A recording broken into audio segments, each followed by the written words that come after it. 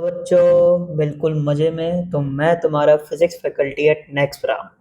आज मैं तुम्हारे लिए जो वीडियो लाया हूँ, तो इस वीडियो में अपन एक बहुत ही धांसू चीज़ पढ़ेंगे। वो चीज़ बेसिकली सॉलिड एंगल है। तो ये जो कॉन्सेप्ट होता है वो बच्चों को थोड़ा ढंग से समझ नहीं आता है, तो यही मेरा मोटिव था इस वीडियो को लाने का। तो अपन इस वीडियो में सॉलिड एंगल के बारे में बिल्कुल इन डेप्थ एक्सप्लेनेशन तक जाएंगे।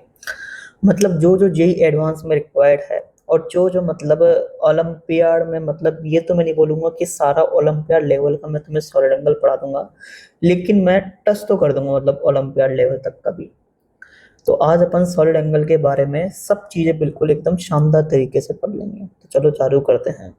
तो तुम देखो, मेरा मानना ऐसा है कि सॉलिड एंगल पढ़ने से पहले मेरे हिसाब से प्लेन एंगल को अपन को ढंग से पढ़ लेना चाहिए, क्योंकि एक बार अगर प्लेन एंगल ढंग से अपन ने पढ़ लिया ना, तो सॉलिड एंगल पढ़ने में ज़्यादा दिक्कत होगी नहीं। मतलब सॉलिड एंगल फिर अपन को बढ़िया तरीके से समझ आएगा। तो पहले अपन प्लेन एंगल के बारे में सब चीज़ें एकदम ढंग से पढ़ लेते हैं। तो तुम देखो, तुम्हें एक लाइन दिख रही होगी, ठीक है। अब मैं एक लाइन बना रहा हूँ, जो कि इस लाइन का क्या है, परपेंडिकुलर बाइसेक्टर है। तो ये वाली जो लाइन है वो इस लाइन का क्या है, परपेंडिकुलर बाइसेक्टर है। मतलब ये वाला लेंथ और ये वाला लेंथ बराबर होगा, और ये जो एंगल आएंगे अपने पास क्या होंगे, 90 डिग्री होंगे। अब ये लाइन के एंड्स पॉइंट है, ठीक है, और ये वाला लाइन का एंड पॉइंट ये वाला है। अब मैं इन एंड पॉइंट्स को बेसिकली एक लाइन के थ्रू जोड़ रहा हूँ, जिनको मैं क्या बोलूँगा, एक्सट्रीमिटीज बोलूँगा। तो जोड़ देते हैं यार। तो ये अपन ने जोड़ दिया, और इनको अपन क्या बोलेंगे, बेसिकली एक्सट्रीमिटीज बोलेंगे, ठीक है। अब तुम देखो, ये वाला जो लाइन है ना, ये वाला जो लाइन है ना, वो इस वाले पॉइंट पर जो प्लेन एंगल सबटेंड करेगा वो ये वाला करेगा, ठीक है। तो ये अपना वो प्लेन एंगल है जिसको मैं थीटा बोल रहा हूँ, ठीक है। अभी जो प्लेन एंगल होगा इसकी वैल्यू अपन क्या लिखेंगे, तो उसको अपन समझने की कोशिश करते हैं। तो यहाँ पर ये थीटा क्या अपने पास है, प्लेन एंगल है। तो अब तुम देखो, मैं क्या कर रहा हूँ, मैं एक सर्कल बनाने की कोशिश कर रहा हूँ, ठीक है। इसको सेंटर मानकर और इसको रेडियस मानकर, ठीक है। अब तुम्हें ये तो पता होगा ना कि ये वाला लाइन का लेंथ और ये वाला लाइन का लेंथ सेम होना चाहिए, क्योंकि ये वाला ट्रायंगल और ये वाला ट्रायंगल आपस में क्या है, कॉन्ग्रुएंट है, ठीक है। तो ये वाला लाइन का लेंथ और ये वाला लाइन का लेंथ क्या होगा, सेम होगा, जिसको मैं आर और आर बोल देता हूँ, और इसको मैं पॉइंट ओ बोल देता हूँ। तो मैं एक सर्कल बना रहा हूँ पॉइंट ओ को सेंटर मानकर और आर को रेडियस मानकर। तो जो सर्कल होगा वो इस लाइन के एंड पॉइंट से पास करेगा, ठीक है। तो बनाने की अपन कोशिश करते हैं सर्कल।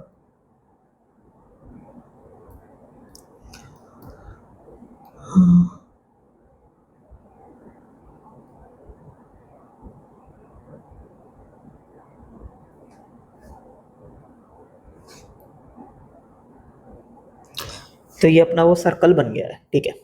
अब तुम देखो, अब तुम देखो, मैं एक आर्क बना रहा हूँ सर्कल में। तो ये आर्क है, वो ये अपन ने आर्क बना दिया। अब ये जो आर्क है ना, ये वाला जो आर्क है, वो इस पॉइंट पर जो प्लेन एंगल सबटेंड करेगा वो भी अपना थीटा के ही बराबर होगा। अब ये थीटा के बराबर क्यों होगा, ये मैं थोड़ी देर बाद बता दूंगा, ठीक है। अभी के लिए मान लो कि किसके बराबर होगा, थीटा के ही बराबर होगा। अब ये जो अपने पास आर्क लेंथ होगी ना, ये वाली जो लेंथ होगी, इसको लेट सपोज क्या बोल रहा हूँ, मैं एल बोल रहा हूँ, ठीक है। तो ये जो अपना प्लेन एंगल होगा ना थीटा, वो किसके बराबर होगा, तो ये अपना आर्क लेंथ अपॉन रेडियस के बराबर होगा। मतलब एल अपॉन आर के बराबर क्या होगा, अपने पास प्लेन एंगल होगा। और ये जो अपने पास प्लेन एंगल आएगा वो बेसिकली रेडियन में आएगा, ठीक है, ना कि डिग्री में। ये अपना किस में आता है, रेडियन में आता है, ना कि डिग्री में, ठीक है। और अपन को पता है कि रेडियन और डिग्री के बीच में रिलेशन क्या होता है, तो pi radian is equals to 180 degree. अब ये अपन समझने की कोशिश करते हैं कि ये वाला जो आर्क है और ये वाला जो लाइन है वो इस पॉइंट पर सेम प्लेन एंगल क्यों सबटेंड कर रहा है। तो तुम देखो, यहाँ से अपन समझने की कोशिश करते हैं। तो ये वही आर्क है, ठीक है। और इस आर्क का जो सेंटर है वो ये वाला पॉइंट है, और इस आर्क का जो रेडियस है वो ये आर है। सपोज मैं आर्क लेंथ क्या मान लेता हूँ, एल मान लेता हूँ, तो मुझे पता है कि जो प्लेन एंगल होगा इस पर्टिकुलर पॉइंट पर, ठीक है, और ये वाला पॉइंट तुम्हारा सेंटर वाला पॉइंट ही होना चाहिए इस आर्क का। इसको मैं लेट सपोज पॉइंट ओ बोल देता हूँ। तो जो थीटा का वैल्यू होगा वो किसके बराबर होगा, आर्क लेंथ जो कि एल के बराबर है अपॉन रेडियस जो कि आर के बराबर है। तो ये अपना प्लेन एंगल होगा। अब तुम देखो, अब तुम देखो, एक मैं ये वाली लाइन बना रहा हूँ, एक मैं ये वाली लाइन बना रहा हूँ, एक मैं लेट सपोज कुछ ऐसे बना रहा हूँ, आर्बिट्री लाइन ऐसे, मतलब आर्बिट्री शेप टाइप है एक लाइन, मतलब कर्व मान लो तुम एक, ठीक है।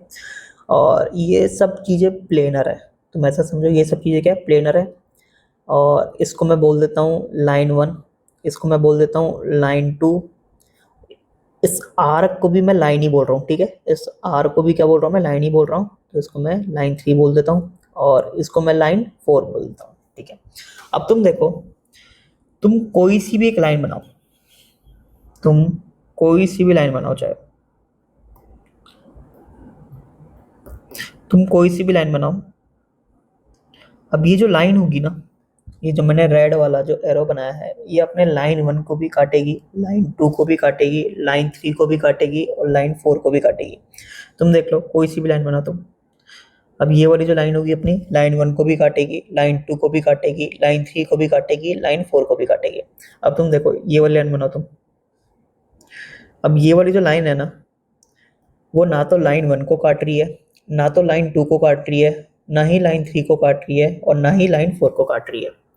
मतलब अगर मैं कोई लाइन बना रहा हूँ, अगर वो लाइन 1 को काट रही है तो लाइन 2 को भी काटेगी, वो लाइन 3 को भी काटेगी, वो लाइन 4 को भी काटेगी। अगर मैं कोई लाइन बना रहा हूँ, अगर वो लाइन 1 को नहीं काट रही है तो लाइन 2 को भी नहीं काटेगी, तो मतलब लाइन 3 को भी नहीं काटेगी, मतलब लाइन 4 को भी नहीं काटेगी। तो नंबर ऑफ लाइंस अगर मेरी सेम है किसी प्लेन में, अगर नंबर ऑफ लाइंस मेरी सेम है किसी प्लेन में जो कि इन चारों लाइंस को काट रही है, कौन कौन सी line, line 1, line 2, line 3, line 4, तो जो मेरा प्लेन एंगल होगा ना थीटा, वो भी क्या होगा मेरा, सेम होगा। आ रहा है तुम्हें समझ, मतलब मैं बिल्कुल बेसिक लेवल से तुम्हें बता रहा हूँ। अगर मैं कोई लाइन बना रहा हूँ जो कि इसको इसको इसको इसको काट रही है, और अगर मैं कोई लाइन बना रहा हूँ जो कि इसको इसको इसको और इसको नहीं काट रही है, तो मतलब कोई सी भी, अगर मैं नंबर ऑफ लाइंस की अगर मैं बात करूँ, अगर मैं नंबर ऑफ लाइंस की बात करूँ, तो अगर वो इसको भी काटेगी तो इसको भी काटेगी, फिर इसको भी काटेगी, फिर इसको भी काटेगी, ठीक है। तो अगर मेरी नंबर ऑफ लाइंस अगर मेरी सेम है काटने वाली, तो जो मेरा प्लेन एंगल होगा वो भी क्या होगा, मेरा सेम होगा। तो ये बिल्कुल बेसिक डेफिनेशन है प्लेन एंगल की, कि ये प्लेन एंगल क्यों सेम है लाइन 1, लाइन 2, लाइन 3, लाइन 4 के लिए पॉइंट ओपन। तो इसको अपन लिख सकते हैं लाइन 1, लाइन 2, लाइन 3 एंड लाइन 4 subtend equal plane angle at point ओ।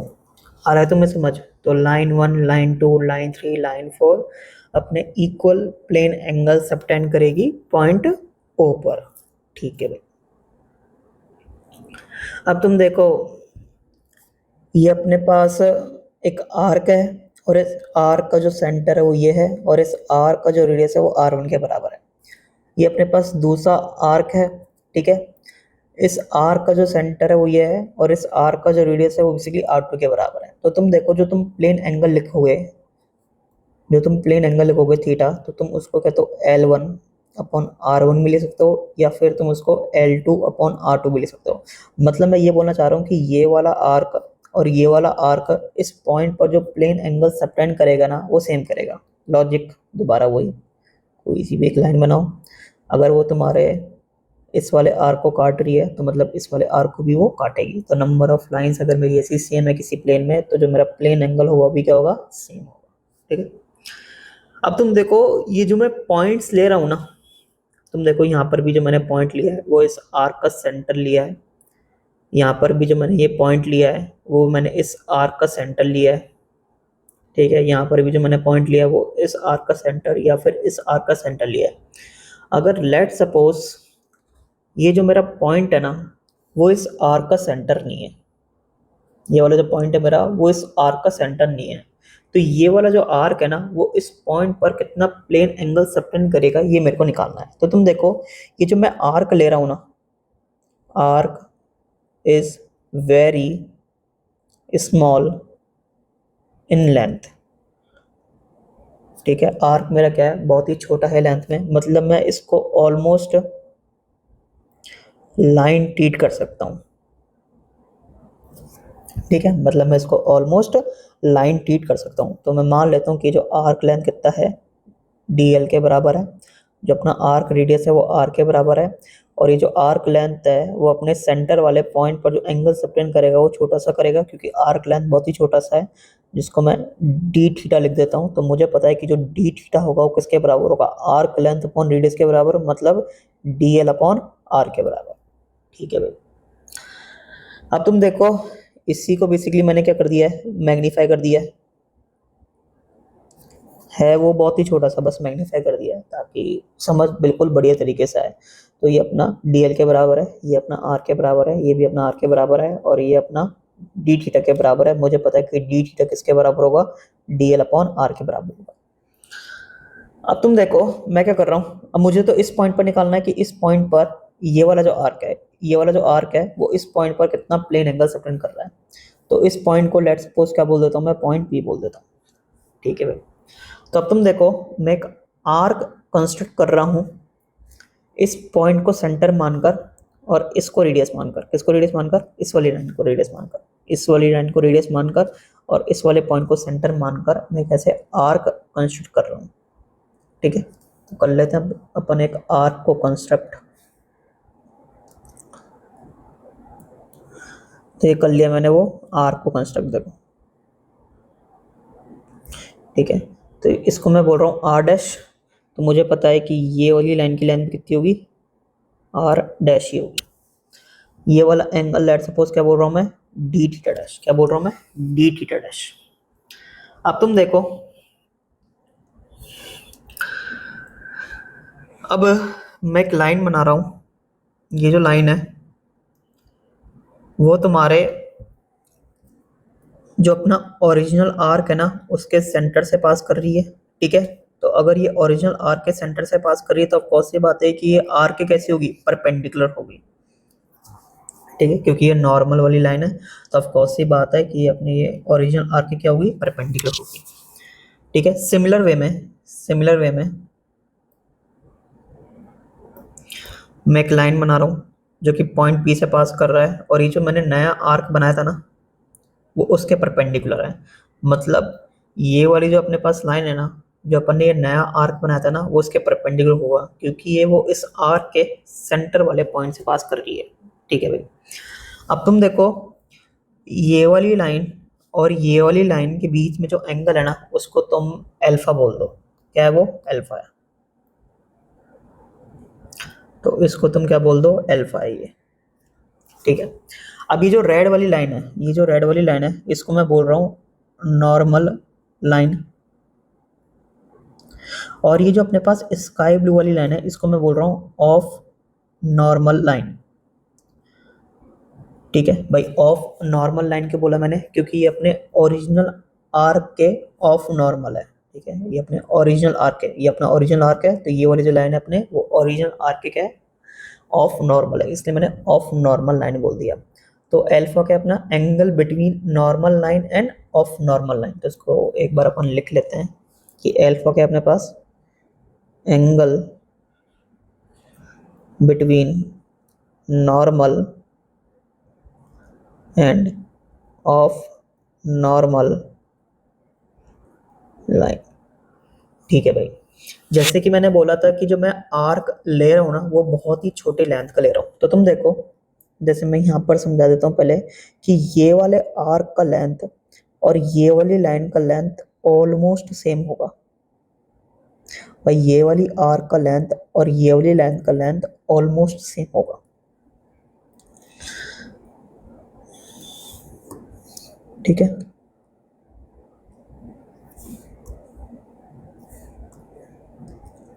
तो मैंने बना दिया। तो ये भी अपना किसके बराबर होगा, DL के ही बराबर होगा। तो सिमिलर वे में इधर भी अपन बना ही लेते हैं यार, ये अपन ने बना लिया और इधर भी अपन बना ही लेते हैं किसी दूसरे कलर से। देखो यार मैं बिल्कुल बेसिक से समझा रहा हूँ इसलिए टाइम लग रहा है मेरे को, वरना मैं इसको फटाफट भी बता सकता हूँ। तो तुम देखो ये जो अपने पास ओरिजिनल आर्क है ना, इसका जो लेंथ है वो DL के बराबर है।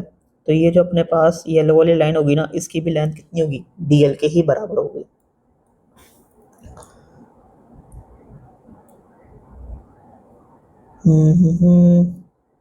कौन सा कलर लें यार, जो यूज नहीं कर रखा वो वाला लेते हैं। चलो ये वाला नहीं कर रखा शायद। तो ये अपना DL के बराबर होगा। ठीक है भाई, ये वाला जो आर्क है, कौन सा वाला आर्क, ये वाला जो आर्क है इसका लेंथ मैं DL डैश बोल देता हूँ। तो मुझे पता है कि ये जो ग्रे वाली लाइन होगी इसकी लेंथ भी क्या होगी, DL डैश के बराबर होगी, क्योंकि ये सब चीज़ें बहुत ही छोटी सी हैं इसलिए मैं ऐसा ही अप्रॉक्सीमेशन ले सकता हूँ। तो ये अपना किसके बराबर है, DL डैश के बराबर है। तो ये भी अपना किसके बराबर होगा, DL डैश के बराबर होगा। ठीक है भाई, अब तुम्हें ये शायद पता होगा कि अगर किन्हीं दो लाइंस के बीच में एंगल अगर अल्फा है तो उनके परपेंडिकुलर लाइंस के बीच में भी एंगल क्या होगा, अल्फा ही होगा। तो अब तुम देख सकते हो कि ये वाली जो लाइन है और ये वाली जो लाइन है वो आपस में परपेंडिकुलर होंगी, और ये वाली जो लाइन है और ये वाली लाइन है वो आपस में क्या होंगी, परपेंडिकुलर होंगी। और मुझे पता है कि ये वाली जो लाइन है और ये वाली जो लाइन है वो आपस में क्या होंगी, परपेंडिकुलर होंगी। ठीक है, तो अब तुम देखो ये वाली लाइन और ये वाली लाइन के बीच में जो एंगल है वो कितना है, अल्फा है। तो मुझे पता है कि इनकी परपेंडिकुलर लाइंस जो कि ये और ये हैं, तो इनके बीच में भी एंगल क्या होगा, अल्फा के ही बराबर होगा। तो मुझे ये पता चल गया कि ये वाला जो अपने पास एंगल आएगा, कौन सा वाला एंगल, ये वाला जो एंगल आएगा वो अपने पास अल्फा के ही बराबर होगा। अगर किन्हीं दो लाइंस के बीच में एंगल अगर अल्फा है तो उनके परपेंडिकुलर लाइंस के बीच में भी एंगल क्या होगा, अल्फा के ही बराबर होगा। अब तुम देखो तुम्हें एक ट्रायंगल दिख रहा होगा, देखो ये तुम्हें एक ट्रायंगल दिख रहा है। तो ये अपने पास राइट एंगल ट्रायंगल में ट्रीट कर सकता हूँ यहाँ पर। ठीक है, ये राइट एंगल ट्रायंगल है यहाँ पर, ये अपने पास DL के बराबर है, ये अपने पास DL डैश के बराबर है, ये वाला एंगल अल्फा के बराबर है। तो कॉस अल्फा की वैल्यू मैं क्या लिख सकता हूँ, base length upon hypotenuse length. ये अपने पास 90 डिग्री के बराबर होगा। मैं इधर बना देता हूँ, ये अल्फा है, ये अपने पास DL है, ये अपने पास DL डैश है। तो यहाँ पर अपने पास कॉस अल्फा की जो वैल्यू होगी वो क्या होगी, base length upon hypotenuse length, मतलब DL डैश अपॉन DL। तो यहाँ पर तुम देखो जो अपने पास DL डैश की जो वैल्यू होगी वो कितनी आएगी अपने पास, DL कॉस अल्फा। ठीक है, तो मतलब अब तुम देखो ये वाले लाइन की लेंथ जो आ रही है वो कितनी आ रही है अपने पास है, DL cos अल्फा आ रही है। तो मतलब इस वाले आर्क का लेंथ कितना आएगा अपने पास, DL cos अल्फा होगा। ठीक है, तो DL डैश कितना आ रहा है अपने पास है, DL cos अल्फा, और यहाँ पर ये अल्फा का basically angle between normal line and of normal line. अब तुम देखो ये वाला जो आर्क है, कौन सा वाला आर्क है, ये वाला जो आर्क है, इस वाले पॉइंट पर जो प्लेन एंगल सबटेंड कर रहा है जो कि डी थीटा डैश के बराबर है। तो डी थीटा डैश की वैल्यू क्या लिख सकता हूँ मैं, बेसिकली आर्क लेंथ जो कि DL डैश के बराबर है अपॉन आर्क रेडियस जो कि R डैश के बराबर है। तो DL डैश कितना अपने पास, DL cos अल्फा है, और आर्क रेडियस अपना R डैश के ही बराबर है। ठीक है, अब तुम देखो ये तो तुम्हें समझ आ रहा होगा ना कम से कम, कि ये वाला जो आर्क है इस पॉइंट पर जो प्लेन एंगल सबटेंड करेगा और ये वाला जो आर्क है इस वाले पॉइंट पर जो प्लेन एंगल सबटेंड करेगा वो सेम होना चाहिए। सेम लॉजिक, कोई सी भी एक लाइन बना दो, अगर वो इस आर्क को काट रही है तो इस वाले आर्क को भी काटेगी। तो मतलब ये वाला आर्क और ये वाला आर्क इस पॉइंट पर जो प्लेन एंगल सबटेंड करेगा वो क्या करेगा, सेम करेगा, जो कि किसके बराबर होगा, DL cos alpha upon R dash के बराबर। और यहाँ पर ये अल्फा क्या basically angle between normal line and of यार प्लेन एंगल तो अपना हो गया है। अब अपन अपने मेन मुद्दे पर आते हैं जो कि है सॉलिड एंगल। तो तुम देखो स्क्रीन पर तुम्हें एक डिस्क दिख रही होगी, मैं अब एक लाइन बना रहा हूँ जो कि डिस्क के प्लेन के परपेंडिकुलर है और डिस्क के सेंटर से पास कर रही है। तो ये रही वो लाइन, वो बेसिकली डिस्क की एक्सिस होगी। ठीक है, अब मैं डिस्क की पेरीफेरी पर जितने भी मटेरियल पॉइंट्स हैं ना वो सब ले रहा हूँ और इन सब पॉइंट्स को बेसिकली मैं इस पॉइंट से जोड़ रहा हूँ। ठीक है, अब मैं सारी लाइन तो बना नहीं सकता था, तो मैंने कुछ एक लाइन बना दी है। तो तुम देखो एक कोन टाइप बन रहा होगा, ठीक है, ये कोन टाइप बन रहा है, ठीक है। तब तुम देखो ये जो डिस्क है ना, इस पॉइंट पर, किस पॉइंट पर, इस पॉइंट पर, जिसको मैं पॉइंट पी बोल देता हूँ, ये जो सॉलिड एंगल सबटेंड करेगा इस पॉइंट पर, वो बेसिकली ये होगा। इसको मैं ऐसे रिप्रेजेंट करूंगा, और ये अपना क्या होगा, सॉलिड एंगल होगा, जो कि क्या होगा, 3D एंगल होगा, जिसको अपन बेसिकली ओमेगा से डिनोट करेंगे। ये अपन ओमेगा बोल रहे हैं, कैपिटल ओमेगा बोल रहा हूँ। अब इस कैपिटल ओमेगा की वैल्यू क्या होगी, इसको अपन लिखने की कोशिश करते हैं। तो तुम देखो, मैं एक ऐसा कर्व कंस्ट्रक्ट करना चाहता हूँ जो कि डिस्क की पेरीफेरी पर, इस डिस्क की पेरीफेरी पर जितनी भी पॉइंट्स है ना, उन सबसे पास कर रहा हो। तो वैसे तो मैंने फिगर में बना रखा है, वो स्फेयर होगा।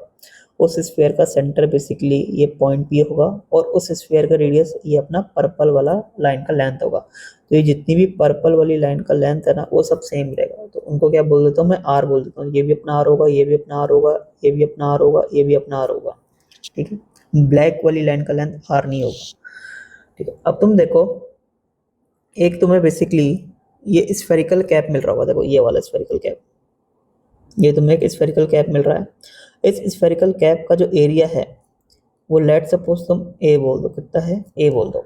अभी जो स्फेरिकल कैप इस पॉइंट पी पर जो सॉलिड एंगल सबटेंड करेगा ना, वो भी यही होगा, सेम ही होगा। अब ये सेम क्यों होगा, उसको मैं थोड़ी देर बाद बता दूंगा।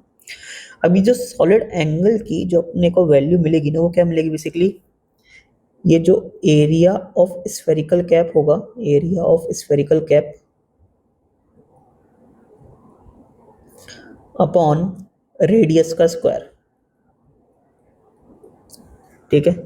तो मतलब क्या हो जाएगा अपने पास, ये ए अपॉन आर स्क्वायर। अब तुम देखो, ए का जो डायमेंशन होगा वो ही अपने आर स्क्वायर का डायमेंशन होगा। तो जो अपना सॉलिड एंगल होता है वो क्या होता है, डायमेंशन लेस होता है। लेकिन ये यूनिट लेस नहीं होता, इसका यूनिट होता है, यूनिट क्या होता है इसका, स्टेरेडियन। अब ये देखो टर्मिनोलॉजी है, तुम्हें याद होना चाहिए। जैसे प्लेन एंगल अपना क्या होता है, डायमेंशनलेस होता है, लेकिन उसका यूनिट होता है, वो क्या होता है, रेडियन होता है। तो जैसे ही सॉलिड एंगल का जो अपना यूनिट होता है वो क्या होता है, स्टेरेडियन होता है। अब ये सॉलिड एंगल है क्या, उसको अपन समझने की कोशिश करते हैं धीरे धीरे। तो अब तुम देखो, ये तुम्हें डिस्क दिख रही होगी, ठीक है। ये अपना वो स्फेरिकल कैप है। इस स्फेरिकल कैप का जो रेडियस है वो अपना ये वाला लाइन है, और इस स्फेरिकल कैप का जो सेंटर है वो अपना ये वाला पॉइंट है। तो मार्क कर देते हैं। तो पॉइंट भी अपना सेंटर हो गया, और ये वाला लाइन उस स्फेरिकल कैप का क्या हो जाएगा, रेडियस हो जाएगा। तो ये भी आर, तो ये भी आर। तो ये जो अपने पास वाइट डॉटेड लाइन है ना, इसका भी जो लेंथ होगा वो आर के ही बराबर होगा। अब तुम देखो, तुम कोई सी भी लाइन बनाओ, तुम कोई सी भी लाइन बनाओ, कोई सी भी लाइन बना लो तुम, अगर वो डिस्क को कट कर रही है, तुम देख लो, ये वाली जो लाइन है वो डिस्क को कट कर रही है, तो उस स्फेरिकल कैप को भी कट करेगी। ये वाली जो लाइन है वो डिस्क को भी कट कर रही है, वो स्फेरिकल कैप को भी कट कर रही है। ये वाली जो लाइन है वो डिस्क को भी कट कर रही है, वो स्फेरिकल कैप को भी कट कर रही है। अब ये जो अपने को लाइंस मिलेगी ना, वो बेसिकली 3D में मिलेगी, मतलब प्लेन में नहीं मिलेगी, 3D में मिलेगी। मतलब ऐसा समझ सकते हो, ये सब कोनिकल शेप में अपन को मिलेगी। ये जितनी भी अपने को लाइंस मिलेगी ना, ये सब कोनिकल शेप में मिलेंगी। मतलब अगर मैं देखूँ ना, तो ऐसा कुछ कोनिकल शेप अपने को दिख रहा होगा, ठीक है। तो जो लाइन मेरे डिस्क को कट कर रही है ना, वही लाइन मेरे स्फेरिकल कैप को भी क्या करेगी, कट करेगी। अब तुम देखो, ये वाली जो लाइन है वो अपने डिस्क को भी कट नहीं कर रही है, और ना ही स्फेरिकल कैप को कट कर रही है। तो number of lines cutting disc and spherical cap is same in 3D। तो बेसिकली उस पॉइंट पर जो सॉलिड एंगल सबटेंड करेगा ना, वो भी सेम होगा। मतलब ये वाला जो अपने पास एंगल आएगा ना, सॉलिड एंगल, जो कि ओमेगा के बराबर है, ये भी क्या होगा, सेम होगा। क्योंकि नंबर ऑफ लाइंस जो कट कर रही हैं डिस्क को और स्फेरिकल कैप को, वो सेम कर रही हैं, ठीक है। और जो अपना सॉलिड एंगल होगा किसके बराबर होगा, area of the spherical cap upon radius का स्क्वायर, ठीक है। तो मेरे हिसाब से तुम्हें बढ़िया समझ आया होगा। जो अपना प्लेन एंगल जब अपन पढ़ रहे थे ना, तो उसमें जो अपन लाइंस ले रहे थे ना, वो एक प्लेन में ले रहे थे। वहीं अपन जब सॉलिड एंगल पढ़ रहे हैं ना, तो ये जो अपन लाइंस ले रहे हैं ना, वो बेसिकली 3D में ले रहे हैं। मतलब एक प्लेन में नहीं है, ये 3D में है, मतलब ठीक है। मतलब ये कोनिकल बंच ऑफ लाइंस होगी। अगर मैं तुम्हें बताना चाहूँ, ये क्या होंगी, सब कोनिकल बंच ऑफ लाइंस होंगी। तो जो लाइन तुम्हारे डिस्क को कट कर रही है, वही लाइन तुम्हारे स्फेरिकल कैप को भी कट कर रही है। तो मतलब अगर तुम्हें समझ आ गया, अगर तुम्हें समझ आ गया बढ़िया तरीके से, तो तुम मेरे को बता सकते हो आसानी से कि अगर मैं एक ऐसा कोई शेप ले लूँ, ऐसा देखो, ठीक है, मतलब ये 3D में शेप है। तो अब जो लाइन तुम्हारे अब जो लाइन तुम्हारे इस डिस्क को कट कर रही है, वही लाइन तुम्हारे इस स्फेरिकल कैप को भी कट कर रही है, और वही लाइन तुम्हारे इस जो अपन ने आर्बिट्री शेप बनाई है, वो उसको भी कट कर रही है। मतलब ये आर्बिट्री शेप भी इस पॉइंट पर जो सॉलिड एंगल सबटेंड करेगा, वो भी कितना होगा, ओमेगा के बराबर होगा, जो कि ए अपॉन आर स्क्वायर के बराबर होगा। ठीक है, आ रहा है समझ? मैं बिल्कुल बेसिक से समझा रहा हूँ। तो अब तुम देखो, ये अपने पास स्फेरिकल कैप है, इसका एरिया A1 है, और इस स्फेरिकल कैप का जो रेडियस है वो कितना है, R1 है। ये अपना दूसरा स्फेरिकल कैप है, इसका एरिया कितना है, A2 है, और इसका जो रेडियस है इस स्फेरिकल कैप का, वो कितना है, अपना R2 के बराबर है। तो अपना जो ये सॉलिड एंगल होगा, इसको अपन क्या लिख सकते हैं, बेसिकली A1 अपॉन R1 का स्क्वायर, या फिर A2 अपॉन R2 का स्क्वायर। क्योंकि मेरे को पता है कि ये वाला जो स्फेरिकल कैप इस पॉइंट पर जो सॉलिड एंगल सबटेंड करेगा, और ये वाला जो स्फेरिकल कैप इस पॉइंट पर जो सॉलिड एंगल सबटेंड करेगा, वो सेम होना चाहिए। क्यों होना चाहिए सेम? तुम कोई सी भी एक लाइन बना के देख लो, तुम कोई सी भी एक लाइन बना के देख लो, जो लाइन तुम्हारे इस स्फेरिकल कैप को कट कर रही है, वो लाइन तुम्हारे इस वाले स्फेरिकल कैप को भी क्या करेगी, कट करेगी। जैसे अब तुम देखो, ये वाली जो लाइन है, वो तुम्हारे इस वाले स्फेरिकल कैप को कट नहीं कर रही है, और ना ही इस वाले स्फेरिकल कैप को कट कर रही है। तो अगर नंबर ऑफ लाइंस अगर मेरी 3D में सेम होंगी, तो बेसिकली जो सॉलिड एंगल जो सबटेंड होगा, वो भी क्या होगा, सेम होगा। तो ये वाला स्फेरिकल कैप और ये वाला स्फेरिकल कैप इस पॉइंट पर जो सॉलिड एंगल सबटेंड करेगा, वो क्या करेगा, सेम करेगा, जो कि A1 अपॉन R1 स्क्वायर या A2 अपॉन R2 स्क्वायर के क्या होगा, बराबर होगा। अब तुम देखो, अगर तुम्हें डेफिनेशन समझ आ गई है बढ़िया तरीके से, तो तुम देखो, ये अपने पास हेमिस्फीयर है, ठीक है। अब ये वाला पॉइंट अपना उस हेमिस्फीयर का सेंटर वाला पॉइंट होगा, मतलब सेंटर ऑफ कर्वेचर वाला पॉइंट होगा। क्योंकि ये अपन जितनी भी पॉइंट्स ले रहे हैं ना, तुम देखो, ये वाला पॉइंट भी सेंटर ऑफ कर्वेचर वाला पॉइंट है, ये वाला पॉइंट भी मेरा सेंटर ऑफ कर्वेचर वाला पॉइंट है, जब भी मैं ए अपॉन आर स्क्वायर लिख रहा हूँ, ठीक है। तो अपने को पता है कि ये वाला पॉइंट क्या होगा, अपने पास सेंटर ऑफ कर्वेचर वाला पॉइंट होगा। तो ये जो हेमिस्फीयर है ना, इस पॉइंट पर कितना सॉलिड एंगल सबटेंड करेगा, ये मेरे को निकालना है। तो सॉलिड एंगल किसके बराबर होगा, ए अपॉन आर स्क्वायर के बराबर होगा। मुझे पता है कि हेमिस्फीयर का जो सरफेस एरिया होता है, वो कितना होता है, वो होता है अपने पास 2 पाई r स्क्वायर, ठीक है, divided by r square. R square से आर स्क्वायर का कितना रही है, 2 पाई। यूनिट क्या होता है सॉलिड एंगल का, स्टेरेडियन। तो स्टेरेडियन। तो ये जो हेमिस्फीयर है ना, इस पॉइंट पर जो सॉलिड एंगल सबटेंड करेगा, वो कितना होगा, 2 पाई स्टेरेडियन। अब मैं एक कंप्लीट स्फीयर ले रहा हूँ, ये अपना कौन सा वाला पॉइंट होगा, बेसिकली सेंटर ऑफ कर्वेचर वाला पॉइंट होगा। तो ये जो अपना स्फीयर है ना, इस वाले पॉइंट पर कितना सॉलिड एंगल सबटेंड करेगा, ये मेरे को निकालना है। तो अब तुम देखो, सॉलिड एंगल तो अपना एरिया अपॉन आर स्क्वायर के बराबर होता है। तो अब एरिया ऑफ द स्फीयर कितना होगा, 4 पाई r स्क्वायर, ठीक है। आर स्क्वायर से मैंने डिवाइड कर दिया, आर स्क्वायर क्या है, ये कितना है अपने पास, 4 पाई स्टेरेडियन, ठीक है। तो एक कंप्लीट स्फीयर अपने सेंटर ऑफ कर्वेचर वाले पॉइंट पर जो सॉलिड एंगल सबटेंड करेगा, वो कितना करेगा, 4 पाई स्टेरेडियन। अब तुम देखो, अगर तुम्हें डेफिनेशन बिल्कुल बढ़िया तरीके से समझ आई है, तो अब मैं एक आर्बिट्री शेप ले रहा हूँ, लेकिन ये शेप कैसी है अपनी, क्लोज्ड 3D शेप है। मतलब एक तरीके से ऐसा समझ सकते हो तुम, ये बंद डब्बा टाइप है, ठीक है। अब मैं कोई पॉइंट ले रहा हूँ, मैं कोई एक पॉइंट ले रहा हूँ इस क्लोज 3D शेप के अंदर। लेट सपोज ये अपना पॉइंट P है, ठीक है। तो ये पॉइंट P पर कितना सॉलिड एंगल सबटेंड कर रहा है, ये अपन को निकालना है। तो तुम देखो, मैं एक स्फीयर कंस्ट्रक्ट कर रहा हूँ, मैं एक स्फीयर कंस्ट्रक्ट कर रहा हूँ। तो मैंने ये स्फीयर कंस्ट्रक्ट करा है, ठीक है, पॉइंट P को सेंटर मानकर और इसको रेडियस मानकर, ठीक है। अब तुम देखो,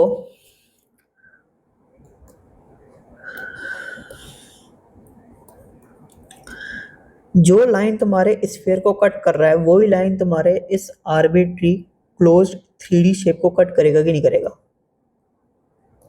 कोई सी भी देख लो तुम लाइन, कोई सी भी लाइन देख लो तुम, जो तुम्हारे स्फीयर को कट कर रहा है वो तुम्हारे इस आर्बिट्री 3D शेप को भी क्या करेगा? कट करेगा। अब मुझे पता है कि जो स्फीयर होता है वो अपने सेंटर वाले पॉइंट पर कितना सॉलिड एंगल सबटेंड करता है, बेसिकली 4 पाई स्टेरेडियन। अगर नंबर ऑफ लाइंस मेरी 3D में सेम है तो जो मेरा सॉलिड एंगल जो सबटेंड होगा ना वो भी क्या होगा? सेम होगा। तो मतलब ये क्लोज 3D शेप इस पॉइंट पी पर जो सॉलिड एंगल सबटेंड करेगा वो भी कितना करेगा? 4 पाई स्टेरेडियन। मतलब मैं ऐसा बोल सकता हूँ ना कि अगर अपने पास कोई क्लोज 3D शेप है, मतलब बंद डब्बा है, तो कोई से भी जो इंटरनल पॉइंट होगा ना, तो उस इंटरनल पॉइंट पे जो अपना क्लोज 3D शेप है ना वो कितना सॉलिड एंगल सबटेंड करेगा? वो कितना होगा अपने पास? 4 पाई स्टेरेडियन। ठीक है, बहुत ही इंपॉर्टेंट पॉइंट है। बिल्कुल बेसिक से समझा रहा हूँ, मेरे को लगता है तुम्हें बढ़िया तरीके से समझ आ रहा होगा। ठीक है, अब तुम देखो एक और पॉइंट मैं बता रहा हूँ। ठीक है, अब जैसे सपोज ये अपने पास वो क्लोज्ड 3D शेप है, ये अपने पास क्या है?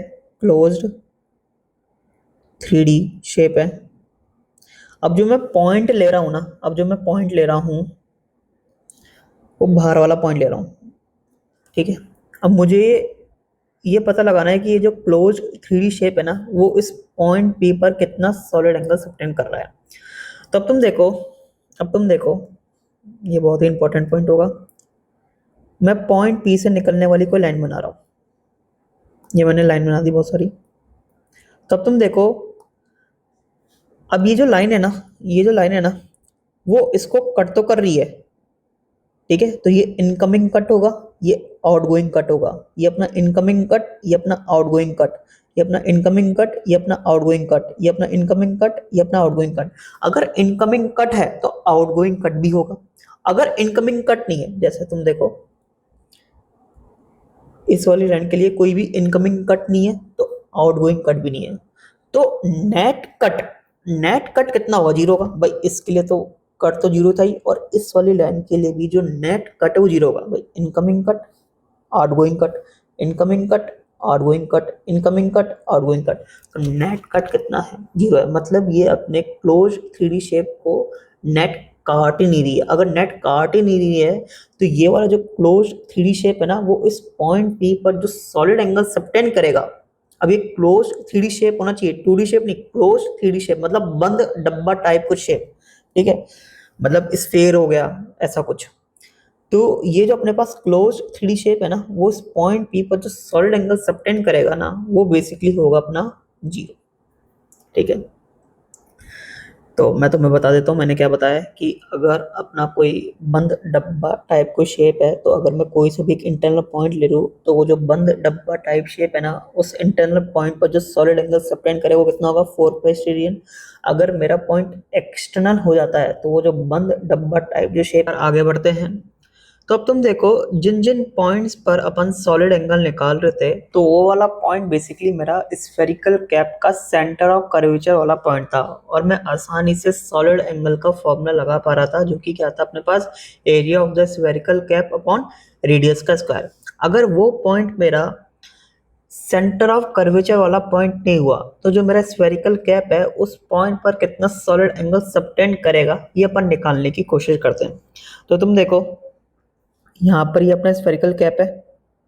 ठीक है, अभी जो स्फेरिकल कैप जो मैं ले रहा हूँ ना ये बहुत ही छोटे से एरिया का ले रहा हूँ मैं, मतलब ज़्यादा बड़ा एरिया नहीं है, बहुत ही छोटा सा एरिया है। तो लेट सपोज ये एरिया अपना कितना है? डी ए के बराबर है।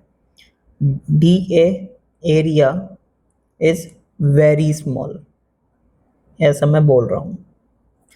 तो अब तुम देखो ये वाला जो पॉइंट है ना बेसिकली इस स्फेरिकल कैप का सेंटर ऑफ कर्वेचर वाला पॉइंट है। ठीक है, अब तुम देखो एरिया अपना बहुत ज़्यादा छोटा है तो ये जो सॉलिड एंगल सबटेंड करेगा पॉइंट पी पर वो भी बहुत ज़्यादा छोटा होगा, जिसको मैं डी ओमेगा बोल सकता हूँ। तो इस डी ओमेगा की वैल्यू क्या होगी? अब कौन सी बात है, area of the spherical cap जो कि डी ए के बराबर है अपॉन रेडियस का स्क्वायर। तो रेडियस अपन क्या मान लेते हैं? आर मान लेते हैं। तो आर का स्क्वायर। तो ये अपना क्या हो गया, वो छोटा सा सॉलिड एंगल हो गया जो कि इस स्फेरिकल कैप इस पॉइंट पी पर क्या कर रहा होगा, सबटेंड कर रहा होगा। ठीक है, अब तुम देखो ये वाला जो पॉइंट पी है ना, वो तो अपना कौन सा पॉइंट है, ये सेंटर ऑफ कर्वेचर वाला पॉइंट है। ठीक है, तो इसी को क्या करा है, बेसिकली मैंने मैग्नीफाई करा है। ठीक है, अब तुम देखो मैं ये वाला पॉइंट ले रहा हूं। अब तुम्हारा जो स्फेरिकल कैप है, ये जो स्फेरिकल कैप है, इस पॉइंट पर कितना सॉलिड एंगल सबटेंड कर रहा है ये अपन निकालने की कोशिश करते हैं। ठीक है, तो ये तो as it is same way में ही रहेगा। ये अपना आर, ये अपना आर, ये अपना डी ए के बराबर, और ये अपना कौन सा हो गया, पॉइंट पी हो गया। इसको मैं बोल देता हूँ पॉइंट पी डैश। ठीक है भाई, तो ये वाला सॉलिड एंगल अपने को पता है जो कि डी ओमेगा के बराबर है, जो कि कितना अपने पास D A upon are square, और पॉइंट पी अपना सेंटर ऑफ कर्वेचर वाला पॉइंट है। ठीक है, अब मेरे को ये निकालना है कि जो अपना ये स्फेरिकल कैप है वो इस पॉइंट पी डैश पर कितना सॉलिड एंगल सबटेंड कर रहा है, मतलब इसकी वैल्यू निकालनी है अपने को, जिसको मैं क्या बोल रहा हूँ, डी ओमेगा डैश। तो डी ओमेगा डैश की वैल्यू अपने को निकालनी है, तो निकालने की कोशिश करते हैं। तो मैं क्या कर रहा हूँ, देखो मैं एक स्फेरिकल कैप बनाने की कोशिश करूंगा, और उस स्फेरिकल कैप का जो सेंटर होगा ना, वो ये वाला पॉइंट होगा, मतलब पॉइंट पी डैश होगा। और उस स्फेरिकल कैप का जो रेडियस होगा ना, वो ये वाली लाइन की लेंथ होगी, मतलब वो स्फेरिकल कैप कुछ ऐसा होगा। देखो, तो ये अपने पास वो स्फेरिकल कैप है, तो इसको अपन बनाने की कोशिश करते हैं।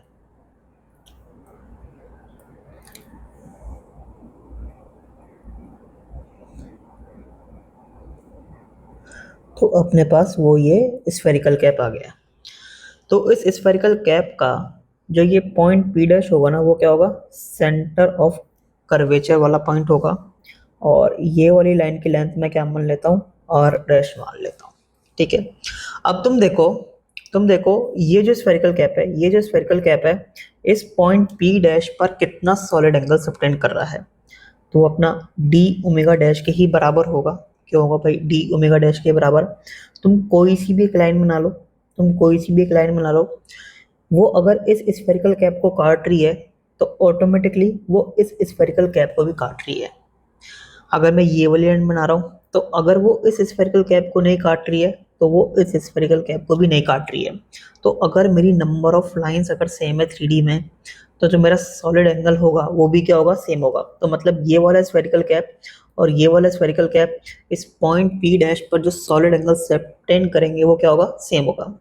तो अब तुम देखो, जो मैं डी ओमेगा डैश की जो वैल्यू लिख सकता हूँ वो क्या लिख सकता हूँ, तो डी ओमेगा डैश की जो वैल्यू होगी क्या होगी मेरे पास, area of the spherical cap. तो इसका एरिया मैं मान लेता हूँ कितना है, डी ए डैश है। तो डी ए डैश अपॉन रेडियस का स्क्वायर, और रेडियस कितना होगा अपने पास, आर डैश के बराबर होगा, तो आर डैश का होल स्क्वायर। तो ये अपना डी ओमेगा डैश का वैल्यू होगा। ठीक है भाई, अब तुम देखो डी ए और डी ए डैश में एक अपन रिलेशन ले सकते हैं, जैसे अपन ने प्लेन एंगल वाले में लिखा था, तो लिखते हैं। अब तुम देखो मैं एक लाइन बना रहा हूं,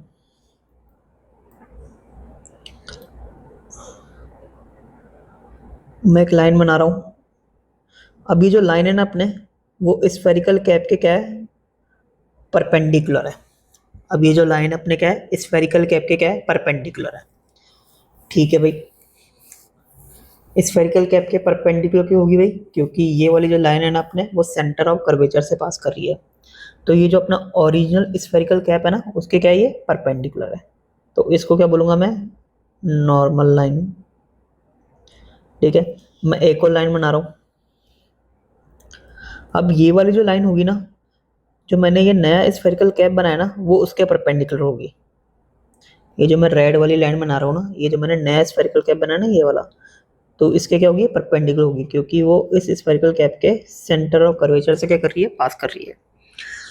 अब तुम देखो ये वाली जो लाइन होगी ना, वो इस वाले स्फेरिकल कैप के तो क्या होगी, नॉर्मल नहीं होगी। तो इसलिए मैं इस लाइन को क्या बोलूंगा, मैं ऑफ नॉर्मल लाइन।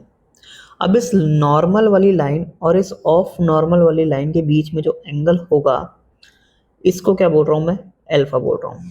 तो यहाँ पर ये जो अल्फा है वो अपना क्या है, बेसिकली एंगल बिटवीन नॉर्मल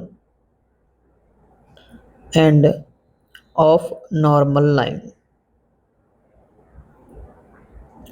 ठीक है, अब तुम देखो, जैसे मैंने पहले ही बोल दिया था कि जो अपना मैं ये जो पैच कंसिडर कर रहा हूँ, ये वाला पैच जो मैं कंसिडर कर रहा हूँ वो बहुत ही छोटे से एरिया का कंसिडर कर रहा हूँ।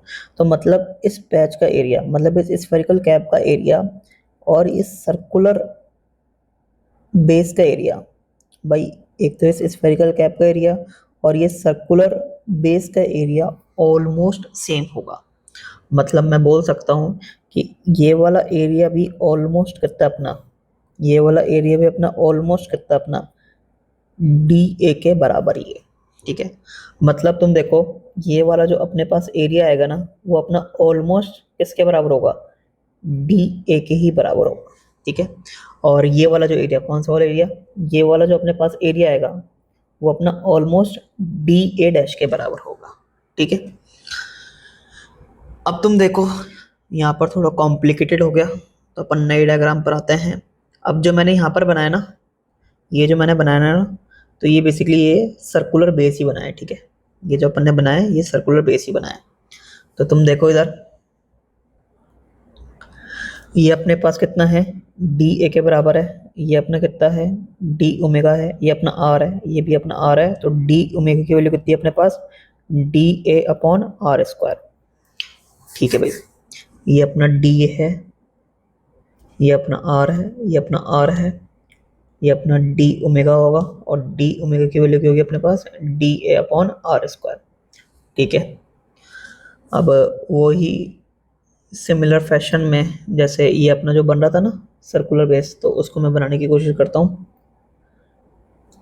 तो ये अपन ने बना लिया वो।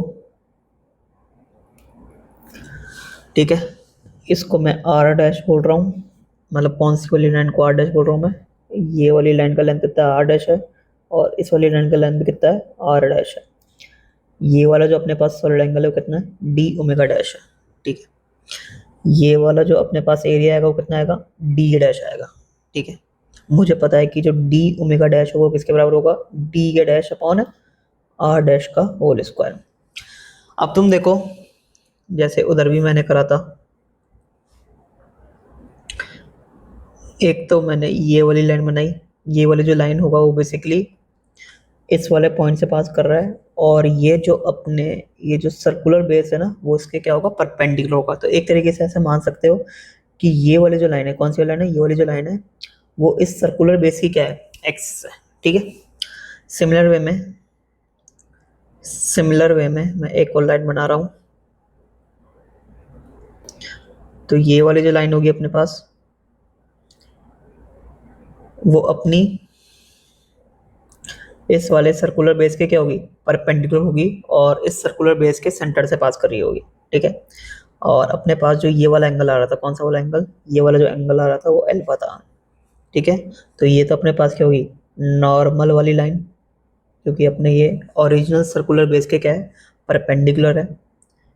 और ये वाली जो अपनी नई लाइन है, जो अपन ने नया सर्कुलर बेस बनाया ना उसके परपेंडिकुलर है, लेकिन जो ओरिजिनल अपना सर्कुलर बेस है ना उसके परपेंडिकुलर नहीं है। तो इसको क्या बोलेंगे अपन, ऑफ नॉर्मल लाइन।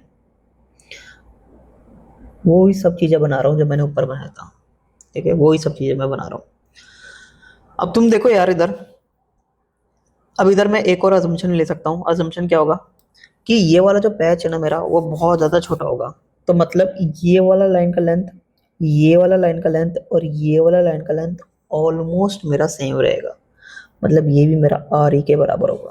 ठीक है, ठीक है, तो ये आर है, तो अपना ये भी आर के बराबर होगा। कौन सा वाला, देखो ये अपना आर है, ये भी अपना आर होगा और ये भी अपना क्या होगा, आर होगा। ठीक है, यहाँ पर तुम देखो ये अपना आर डैश है, ये भी अपना आर डैश होगा और ये भी क्या होगा, अपना आर डैश होगा। क्योंकि ये जो पैच है ना वो बहुत ही छोटे एरिया गया है, तो इतना तो मैं अजम्पशन ले सकता हूँ। ठीक है, ये अपना आर, ये भी अपना आर, ये भी अपना आर, क्योंकि पैच बहुत ही छोटा सा है। ये अपना आर, ये अपना आर, ये अपना आर, ये अपना आर डैश, ये अपना आर डैश और ये अपना आर डैश। ठीक है भाई। अब तुम देखो, अगर किन्हीं दो लाइंस के बीच में एंगल अगर अल्फा होता है तो उनके परपेंडिकुलर सरफेसेस के बीच में भी एंगल कितना होता है, अल्फा के ही बराबर होता है। ठीक है। तो अब तुम देखो, ये वाली लाइन और ये वाली लाइन के बीच में एंगल कितना है, अल्फा है। तो इनके परपेंडिकुलर सरफेसेस जो कि ये और ये है, तो इनके बीच में भी एंगल कितना होगा, क्या वो अल्फा के ही बराबर होगा। मतलब मैं ये बोलना चाह रहा हूँ, ये तो अपना वो डी ए वाला है और ये अपना वो डी ए डैश वाला है। ठीक है। तो अगर अपन के ये वाले लाइन और ये वाले लाइन के बीच में एंगल अल्फा है तो इनके परपेंडिकुलर फेसेस के बीच में भी एंगल कितना होगा, अल्फा ही होगा। तो ये वाला एंगल कितना आएगा अपने पास, अल्फा आएगा। तो मैं बोल सकता हूँ ना कि ये जो डी ए है ना, इसका वन ऑफ द कंपोनेंट मेरा डी ए डैश है। मतलब तुम देखो, ऐसे मतलब एक राइट एंगल टाइप कुछ बन रहा होगा और मैं ऐसे ले सकता हूँ ना कि जो अपना डी ए डैश होगा वो basically d A cos alpha के बराबर होगा। सही बात है। तो अब तुम देखो, जो अपना डी ओमेगा डैश है वो कितना आएगा, डी ओमेगा डैश अपने पास आएगा D A cos alpha upon are dash का whole square, where alpha is the angle between normal वाली लाइन एंड ऑफ नॉर्मल वाली लाइन। ठीक है।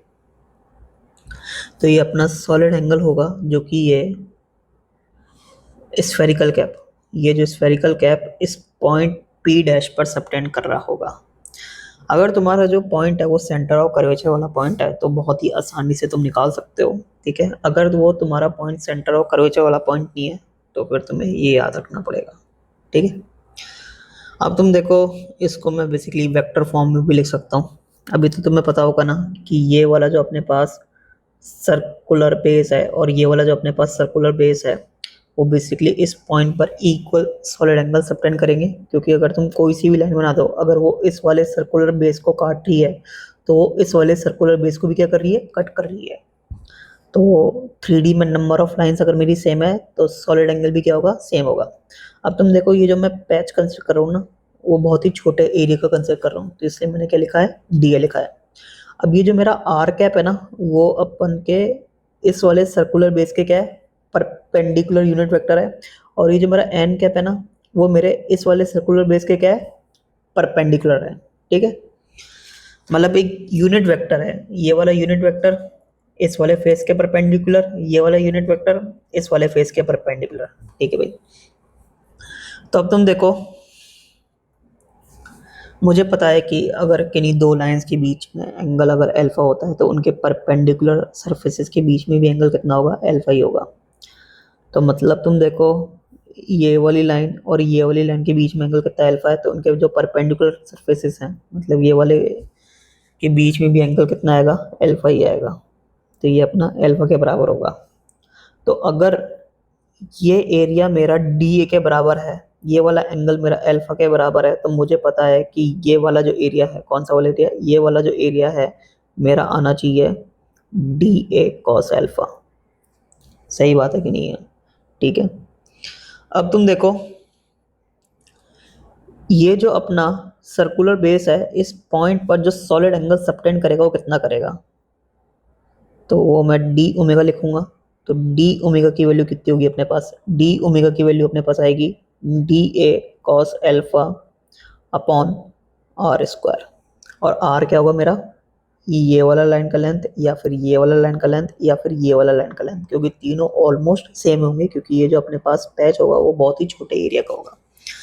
अब तुम देखो, अब जो मेरा एरिया होता है ना वो भी एक वेक्टर क्वांटिटी होता है। तो अब जो मेरा डी ए वेक्टर होगा, जो मेरा क्या होगा, डी ए वेक्टर होगा, उसका जो डायरेक्शन होगा वो एन कैप के अलॉन्ग होगा। मतलब मैं डी ए वेक्टर को ऐसे लिख सकता हूँ, देखो मैग्नीट्यूड तो डी ए के बराबर हो गया और इसके अलॉन्ग जो यूनिट वेक्टर है वो एन कैप है, तो डी ए वेक्टर को मैं ऐसे लिख सकता हूँ। ठीक है। अब तुम देखो, जो मेरा एल्फा है वो क्या है, basically angle between n cap and r cap, और एन कैप और आर कैप मेरे यूनिट वेक्टर है। अगर मैं n cap dot r cap करूँ तो किसके बराबर आएगा, एन कैप का मैग्नीट्यूड आर कैप का magnitude into cos angle between n cap and r cap, जो कि होगा कॉस अल्फा। तो ये आएगा n cap dot r cap, मेरे हिसाब से आ जाएगा 1 कॉस अल्फा, मतलब ये कॉस अल्फा के ही बराबर आ जाएगा अपना n cap dot r cap. ठीक है, तो यहाँ पर तुम देखो डी ए तो मैंने एज इट इज रहने दिया और कॉस अल्फा की जगह मैंने लिख दिया basically n cap dot r cap, और नीचे मैंने क्या लगा दिया आर स्क्वायर। अब तुम देखो d A into n cap वो क्या होता है, मेरा डी ए वैक्टर होता है, तो इसको मैं लिख सकता हूँ basically d A into n cap dot r cap upon are square. तो ये अपने पास हो जाएगा बेसिकली, और d A into n cap क्या होगा डी ए वैक्टर, तो d A vector dot r cap upon are square. तो ये अपना डी ओमेगा का फॉर्मूला हो गया। तो ये वेक्टर फॉर्म में है, मतलब जेई में तो बहुत कम काम आएगा, ओलंपियाड वगैरह में ही काम आता है। ठीक है, मेरे को लगता है बढ़िया तरीके से तुम्हें समझ आया होगा। ये आगे चलते हैं। तो जो अपना अगला पॉइंट है वो बहुत ही इंपॉर्टेंट है जे के पर्सपेक्टिव से, relation between cone, half angle and solid angle. तो तुम देखो तुम्हें ये एक सर्कुलर फेस दिख रहा होगा। अभी जो सर्कुलर फेस है ना वो इस पॉइंट पर कितना सॉलिड एंगल सबटेंड कर रहा है ये अपन को निकालना है। तो मान लो कि वो जो सॉलिड एंगल सबटेंड कर रहा है वो कितना कर रहा है, वो अपना ओमेगा के बराबर है। तो इस ओमेगा और अल्फा में अपन को क्या चाहिए, रिलेशन चाहिए। ठीक है, यहाँ पर ये जो अल्फा है वो बेसिकली क्या है, कोन हाफ एंगल। तुम देखो ना यहाँ पर ये कोन टाइप बन रहा है। ठीक है, तो ये कोन का क्या है, आधा एंगल है, इसलिए इसको क्या बोल रहे हैं, कोन हाफ एंगल, या फिर तुम इसको बोल सकते हो सेमी वर्टिकल एंगल। ठीक है, अब तुम देखो ये अपने को पता है कि ये जो स्फेरिकल कैप, ये वाला जो स्फेरिकल कैप है वो इस पॉइंट पर जो सॉलिड एंगल सबटेंड करेगा, और ये जो सर्कुलर फेस इस पॉइंट पर जो सॉलिड एंगल सबटेंड करेगा वो सेम होना चाहिए। सेम क्यों होना चाहिए भाई, तुम कोई सी भी लाइन बना लो, अगर वो लाइन तुम्हारे इस सर्कुलर फेस को कट कर रही है तो उस स्फेरिकल कैप को भी कट कर रही होगी। तो अगर नंबर ऑफ लाइंस मेरी 3D में अगर सेम है तो सॉलिड एंगल भी जो सबटेंड होगा ना वो सेम ही होगा। ठीक है, अब मुझे पता है कि एक स्फेरिकल कैप के कारण उसके सेंटर ऑफ कर्वेचर वाले पॉइंट पर सॉलिड एंगल निकालना थोड़ा आसान होता है। तो मैं इस स्फेरिकल कैप के कारण इस पॉइंट पर वो कितना सॉलिड एंगल सबटेंड कर रहा है ये निकालूंगा। तो बाय डिफॉल्ट मेरे को ये पता चल जाएगा कि ये जो अपने पास सर्कुलर फेस है ना वो इस पॉइंट पर कितना सॉलिड एंगल सबटेंड कर रहा है। तो इसको अपन निकालने की कोशिश करते हैं। तो तुम देखो अब मैं क्या कर रहा हूँ, ये अपने पास वो वर्टिकल लाइन है, इस वर्टिकल लाइन से मैं थीटा एंगल पर जाकर, ये थीटा एंगल पर जाकर एक ऐसे में सर्कुलर कट लगा रहा हूँ। अगला कट का लगाऊंगा मैं थीटा प्लस डी थीटा पर, मतलब ये थीटा प्लस डी थीटा पर मैं दूसरा ऐसे सर्कुलर कट लगाऊंगा। ठीक है, तो ये मेरे को कुछ एक एलिमेंटल रिंग टाइप मिल जाएगा। ठीक है, अब ये जो एलिमेंटल रिंग है वो अपने सेंटर वाले पॉइंट पर है, वो कितना सॉलिड एंगल सबटेंड करेगा ये अपन निकालेंगे। फिर टोटल सॉलिड एंगल निकालने के लिए अपन क्या करेंगे, इंटीग्रेट करेंगे। तो चलो चालू करते हैं। तो मैंने थीटा पर जाकर एक ऐसे सर्कुलर कट लगा दिया। अगला कट का लगाऊंगा मैं थीटा प्लस डी थीटा पर जाकर, तो ये मैंने दूसरा सर्कुलर कट लगा दिया। अब तुम देखो ये वाला जो अपने पास एंगल आएगा वो कितना आएगा, ये वाला एंगल अपने पास डी थीटा आएगा। मैं मान लेता हूँ कि इस स्फीयर का रेडियस कितना है, आर के बराबर है। तो ये जो अपने को मिलेगा ये किसके बराबर होगा, ये वाली जो विड्थ होगी इसके बराबर होगी। तो ये जो विड्थ है वो अपने सेंटर वाले पॉइंट पर जो एंगल सबटेंड कर रहा है वो डी थीटा कर रहा है। रेडियस किसके बराबर है, आर के बराबर है। तो ये जो अपने पास लेंथ आएगा वो आर डी थीटा के बराबर होगा। अब तुम देखो ये जो तुम्हें एलिमेंटल रिंग मिल रही है, ये जो तुम्हें एलिमेंटल रिंग मिल रही है, इस एलिमेंटल रिंग का जो अपने पास रेडियस आएगा वो कितना होगा, ये अपने पास रेडियस कितना होगा। तो इस रेडियस की वैल्यू अपन लिखने की कोशिश करते हैं। तो तुम देखो ये एक राइट एंगल ट्रायंगल है, इस राइट एंगल ट्रायंगल में ये वाला एंगल अपने पास थीटा है और ये वाली लेंथ किसके बराबर है, आर के बराबर है। तो मुझे लगता है कि ये वाली लेंथ अपने किसके बराबर हो जाएगी, आर साइन थीटा के बराबर हो जाएगी। तो एलिमेंटल रिंग का जो रेडियस होगा वो आर साइन थीटा के बराबर होगा। तो अपने पास आर साइन थीटा के बराबर होगा। तो अगर मैं एलिमेंटल रिंग का एरिया लिखना चाहूँ कि एरिया कितना है वो, तो एरिया तो मेरा होगा कि एलिमेंटल रिंग की जो पेरीफेरी है उसका लेंथ कितना होगा, 2 पाई r sin थीटा, और एलिमेंटल रिंग का जो विड्थ है वो कितना है, आर डी थीटा के बराबर है। तो 2 pi r sin theta into R D theta, ये मेरा एलिमेंटल रिंग का एरिया हो गया। अब मुझे पता है कि जो मेरा एलिमेंटल रिंग है वो स्फेरिकल कैप का ही पार्ट है, तो उस एलिमेंटल रिंग का जो सेंटर ऑफ कर्वेचर होगा वो ये वाला पॉइंट होगा, तो इसको मैं पॉइंट पी बोल देता हूँ। तो ये वाले पॉइंट पर वो कितना सॉलिड एंगल सबटेंड करेगा, इसको मैं लिखने की कोशिश करता हूँ। तो ऑफकोर्स सी बात है, एलिमेंटल रिंग में अगर कंसीडर कर रहा हूँ तो एरिया बहुत ज़्यादा छोटा होगा। अगर एरिया बहुत ज़्यादा छोटा होगा तो जो सॉलिड एंगल सबटेंड करेगा पॉइंट पी पर वो भी बहुत ज़्यादा छोटा होगा। तो उसको मैं डी ओमेगा लिख रहा हूँ। तो डी ओमेगा की वैल्यू क्या होगी अपने पास, D A upon are square, मतलब 2 pi r sin theta into R D theta upon are square. मेरे हिसाब से ये वाला आर और ये आर स्क्वायर निपट गया है। डी ओमेगा की वैल्यू क्या आ रही है अपने पास, डी ओमेगा की वैल्यू आ रही है अपने पास 2 पाई sin थीटा डी थीटा। तो अगर मेरे को टोटल सॉलिड एंगल निकालना है कि जो अपना स्फेरिकल कैप है वो अपना पॉइंट पी पर कितना सॉलिड एंगल सबटेंड कर रहा है, तो मेरे को इंटीग्रेशन परफॉर्म करना पड़ेगा। और मुझे पता है कि जो सॉलिड एंगल होता है वो तो स्केलर क्वांटिटी होता है, तो मैं डायरेक्टली इंटीग्रेट कर सकता हूँ। अब इसमें तुम देखो जो मेरा थीटा है वो कहाँ से कहाँ तक वेरी करेगा। तो तुम देखो जो तुम्हारा पहला सर्कुलर कट है वो तो ऑफकोर्स सी बात है तुम इधर लगाए होंगे, तो इसके लिए थीटा कितना होगा, 0 होगा। और जो तुम्हारा आखिरी सर्कुलर कट है वो तुम अल्फा पर लगाए होंगे, ये तुम्हारा आखिरी सर्कुलर कट होगा। तो जो तुम्हारा थीटा है वो 0 से लेकर अल्फा तक वेरी करेगा। तो जो थीटा है वो 0 से लेकर अल्फा तक। तो अपने पास जो टोटल सॉलिड एंगल है जो पॉइंट पी पर जो स्फेरिकल कैप सबटेंड कर रहा होगा वो क्या होगा, इंटीग्रेशन ऑफ 0 से अल्फा 2 पाई sin थीटा डी थीटा। तो यहाँ पर तुम देखो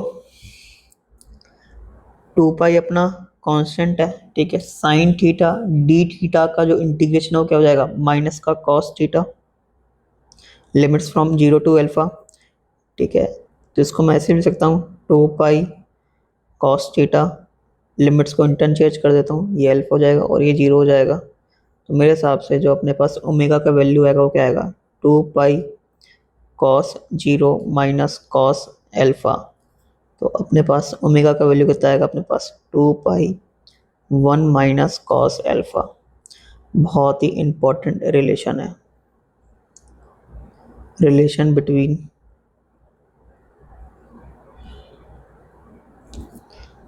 solid angle and semi vertical angle। मतलब जेई के, ये मानो तुम जितने भी क्वेश्चन जेई में आए हैं ना इस कॉन्सेप्ट से रिलेटेड वो इस फॉर्मूले से ही हुए हैं, ठीक है।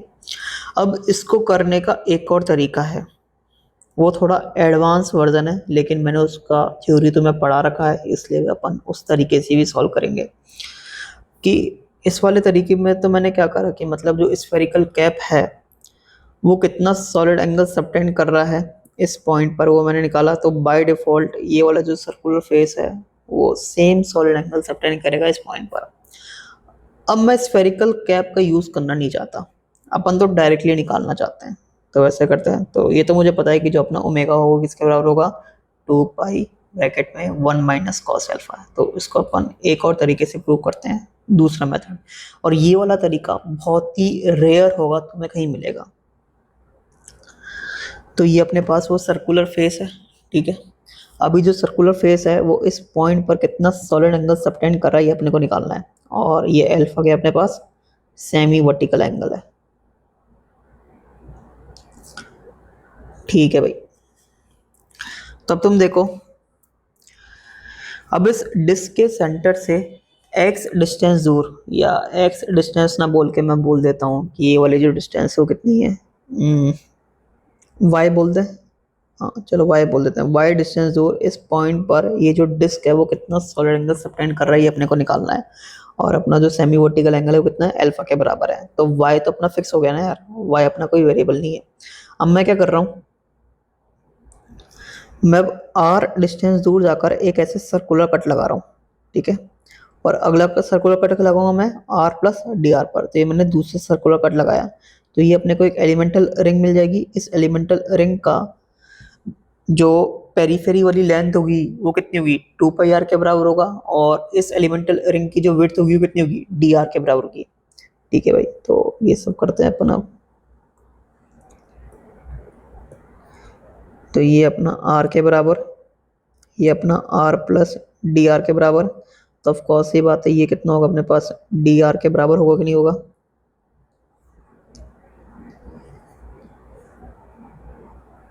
किसके बराबर आएगा, ये dr के बराबर आएगा। तो ये जो अपने को एलिमेंटल रिंग मिल रही है, ये जो अपने को एलिमेंटल रिंग मिल रही है, इस एलिमेंटल रिंग का जो एरिया होगा वो कितना होगा, इस एलिमेंटल रिंग का जो एरिया होगा मेरे हिसाब से होगा 2πr dr, पेरीफेरी वाली लेंथ इनटू जो तुम्हारी एलिमेंटल रिंग का जो विड्थ है। ठीक है, अब तुम देखो ये जो एलिमेंटल रिंग है, इस एलिमेंटल रिंग का जो एरिया वेक्टर होगा उसका डायरेक्शन क्या होगा। तो ऑफ कोर्स सी बात है, जो एरिया वेक्टर होगा उसका जो डायरेक्शन आएगा अपने पास वो ये आना चाहिए, ये एरिया वेक्टर का डायरेक्शन होगा। सही बात है कि नहीं, मतलब डिस्क के प्लेन के परपेंडिकुलर ही होगा। ठीक है, अब तुम देखो, अब तुम देखो मुझे तो ये निकालना है ना कि जो अपना ये डिस्क है ना वो इस वाले पॉइंट पर, किस वाले पॉइंट पर, इस पॉइंट पी पर कितना सॉलिड एंगल सबटेंड कर रहा है।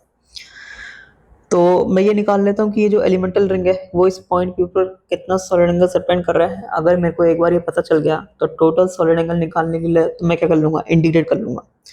अब तुम देखो ये वाला जो एंगल है, ये वाला जो एंगल है, लेट सपोज मैं कितना बोल देता हूँ, थीटा बोल देता हूँ। मुझे पता है कि ये वाली लाइन और ये वाली लाइन क्या होगी, पैरेलल ही होगी।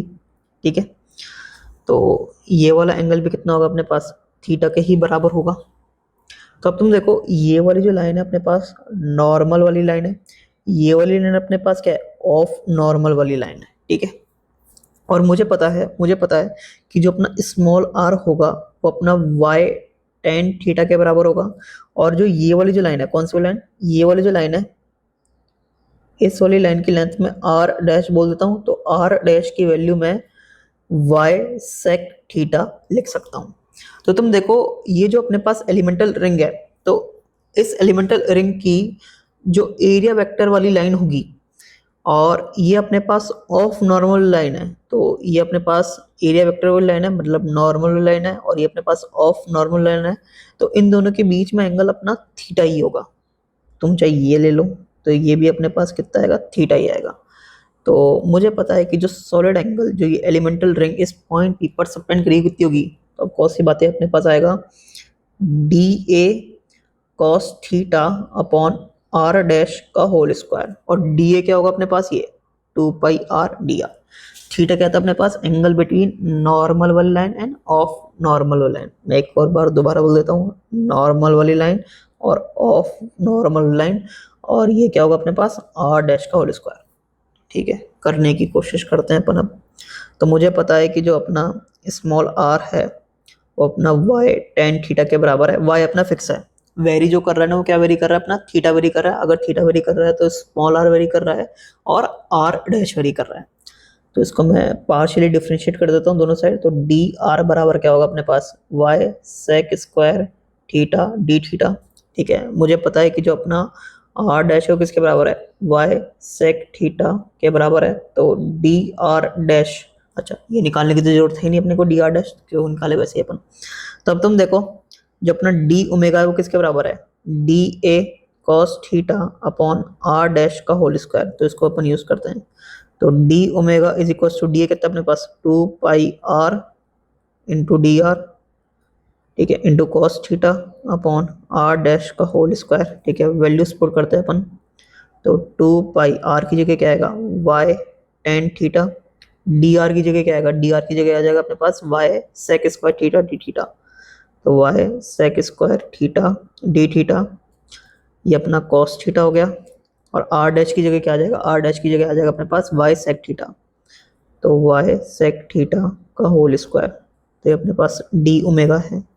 तो डी ओमेगा कितना आ रहा है अपने पास, तो 2π वाई स्क्वायर, ठीक है। यहाँ पर तुम देखो sec square theta into cos theta, मेरे हिसाब से सेक थीटा हो जाएगा। तो यार अपने पास tan theta into sec theta, और नीचे क्या यार अपने पास Y square sec square theta, तो वाई स्क्वायर से वाई स्क्वायर गया, ये अपने पास कितना रहा है 2 पाई। इसको मैं लिख सकता हूँ basically tan theta upon sec theta, मतलब tan theta into cos theta. तो मेरे हिसाब से ये 2 पाई साइन थीटा के बराबर होगा। तो तुम देखो जो अपना डी ओमेगा है वो किसके बराबर आ रहा है, 2 पाई साइन थीटा के बराबर आ रहा है। अगर अपन को टोटल सॉलिड एंगल चाहिए कि जो अपना डिस्क है वो पॉइंट पी पर कितना टोटल सॉलिड एंगल सबटेंड कर रहा है, तो मैं क्या करूँगा इंटीग्रेट, तो इंटीग्रेट। अब तुम देखो जो अपना थीटा वो कहाँ से कहाँ तक वेरी करेगा। तो अपन ने जो पहला सर्कुलर कट लगाया होगा वो यहाँ पे लगाएगा, और आखिरी सर्कुलर कट अपन ने यहाँ पे लगाया होगा। तो जब मैं ये वाला सर्कुलर कट लगा रहा हूँ तो यहाँ पर थीटा कितना होगा, 0 होगा। और जब मैं आखिरी सर्कुलर कट लगा रहा हूँ तो यहाँ पर जो अपना थीटा होगा वो सेमी वर्टिकल एंगल के बराबर होगा, जो कि कितना है, अल्फा के बराबर है। तो ये जो अपन इंटीग्रेट करेंगे वो कहाँ से कहाँ तक करेंगे, 0 से लेकर अल्फा तक। तो दोबारा सेम इंटीग्रेशन ही बन रहा है। तो जो अपना ओमेगा आएगा वो क्या आएगा, 2 पाई ब्रैकेट में 1 माइनस कॉस अल्फा, ठीक है। तो दोबारा अपने पास वही रिलेशन आ चुका है। अब ये वाला जो मेथड है वो बहुत कम जगह बताया जाता है, लेकिन ये वाला मेथड बहुत ही इम्पोर्टेंट है। मतलब जो मेरी अगली वीडियो होगी ना वो बेसिकली इस बात पर होगी कि किसी भी एक सरफेस चार्ज के कारण जो इलेक्ट्रिक फील्ड का जो नॉर्मल वाला कंपोनेंट है वो क्या होगा। बस अपन को ये पता होना चाहिए कि जो सरफेस चार्ज है ना उस पॉइंट पर कितना सॉलिड एंगल सबटेंड कर रहा है। अगर अपन को ये पता चल गया ना तो बेसिकली अपन ये निकाल सकते हैं कि जो इलेक्ट्रिक फील्ड का जो नॉर्मल वाला कंपोनेंट है ना वो क्या होगा। तो उस चीज को समझाने के लिए मैंने ये सब चीजें तुम्हें समझाई है, और बहुत ही डिटेल में समझाई है। मतलब इससे ज्यादा डिटेल में मेरे को लगता नहीं कहीं मिलेगा तुम्हें, बहुत ज्यादा डिटेल में ये। फिर भी अगर तुम्हें कोई डाउट है तो तुम कमेंट सेक्शन में लिख सकते हो, मैं जल्दी से जल्दी रिप्लाई करने की कोशिश करूंगा। Thank you.